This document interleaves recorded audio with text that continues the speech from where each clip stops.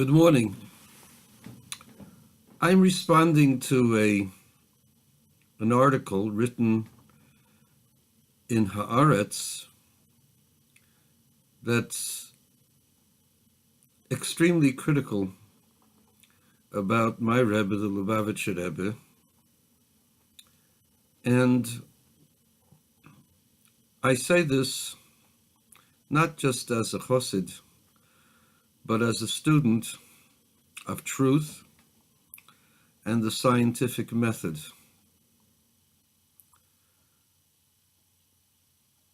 Divine Providence had it that I should be a rabbinical student rather than a scientist,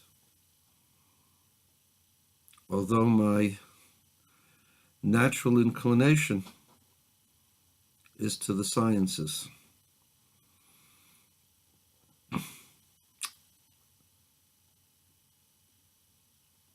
The Lubavitcher Rebbe had been a marine engineer, a nautical engineer working for the United States Navy for several years while he was in this country. Everyone knows that he was well versed in the scientific theories of his times and kept up a correspondence with many of the great scientists, including Professor Velvel Green, Yirmiyah Branover, and many hundreds of not just professors, but leaders in their fields in the advanced sciences, and the Rebbe was quite comfortable with the concepts that they were studying and that they were teaching. He was familiar with the theoretics of quantum mechanics, and he understood relativity and could argue along these lines with the best of the scientists. In fact, Yirmiyah Branover remarked just how incredibly gifted the Rebbe was in his analysis in fields that were that Professor Branover himself was the expert, and how the Rebbe in a quick glance was able to determine that there were errors in the calculations and that different conclusions had to be presented, and those conclusions were exactly as the Rebbe said after a short several-second glance. Why am I saying this? Why is it necessary to bore you to death for 3 minutes that the Lubavitcher Rebbe knew science and that he was quite capable to engage in any kind of scientific discussion, whether it would be in relativity or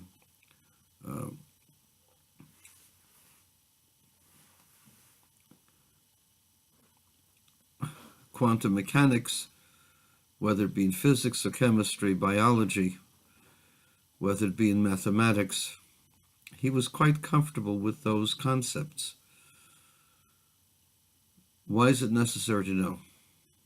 The answer is, when a person knows the scientific method and is capable of discussing it and has been successful at being able to write papers about it, and is able to engage in a discussion, a meaningful discussion, with people who are experts in it, that person's mind has to be logical.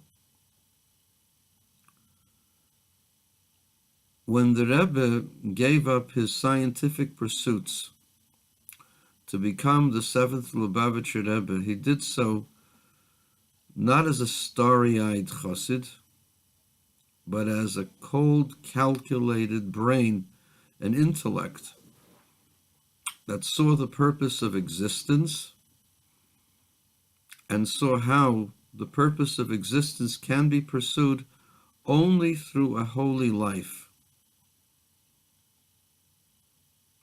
The Rebbe understood the writings of all of the major writers of his time whether they were communists, socialists, muckrakers, or defenders of the capitalist system. The Rebbe was very comfortable with discussing Kant and other philosophers, as well as discussing politics and reality, realpolitik and military tactics. How does a mind that clear, that logical, become deranged and crazy? The answer is it doesn't happen. The Lubavitcher Rebbe was a scientist, understood economics, understood all of the theories that abound in the modern world. I'm not saying that he could have written the greatest paper on every single subject. What I am saying is that he was familiar with those subjects to the point that he could engage people who were experts in those subjects on a very unequal footing.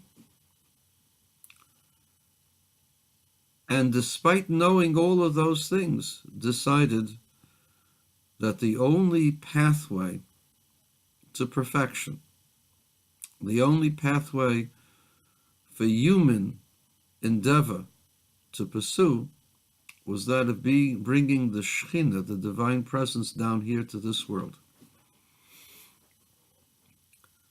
The Rebbe used his intellect to obtain, or to try to attain, a spiritual goal of blending the divine with the physical.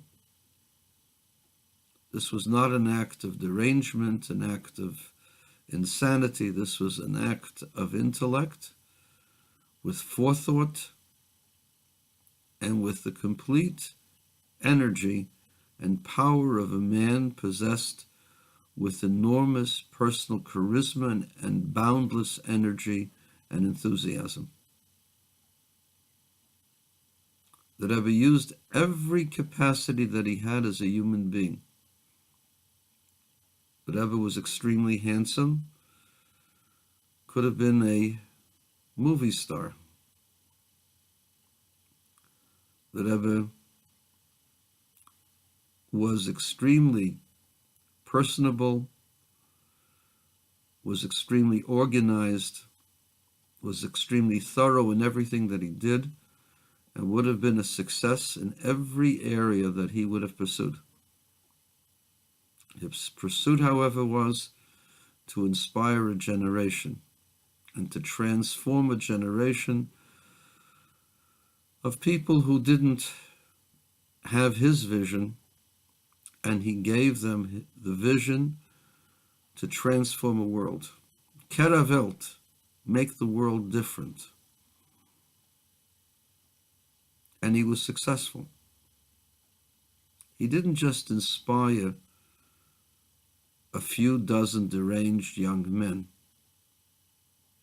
He took an entire generation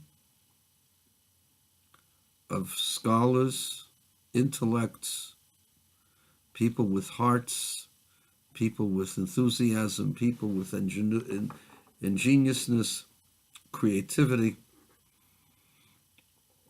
people who were wealthy, people who weren't wealthy, people who were scholarly, people who were ordinary. And he infused them with the same enthusiasm that he himself felt, that God is with us every moment, 24/7, and that God is about to change this world just as soon as our hearts open up to God. This was not an act of derangement. This was an act of intent, forethought, clarity, and with the greatest of compassion. I'm not a wide-eyed chassid. I was never hyperbolic in my assessment or my praise of the Lubavitcher Rebbe. I saw with my own eyes how he can transform a soul, energize it, cleanse it, and restore it back to a person's body. He read my mind on several occasions and responded to my thought question. I'm not a wide-eyed chassid. I'm not deranged. I saw this with my own eyes. I saw miracles from this man. For a person who never came into contact with a holy person, never ever experienced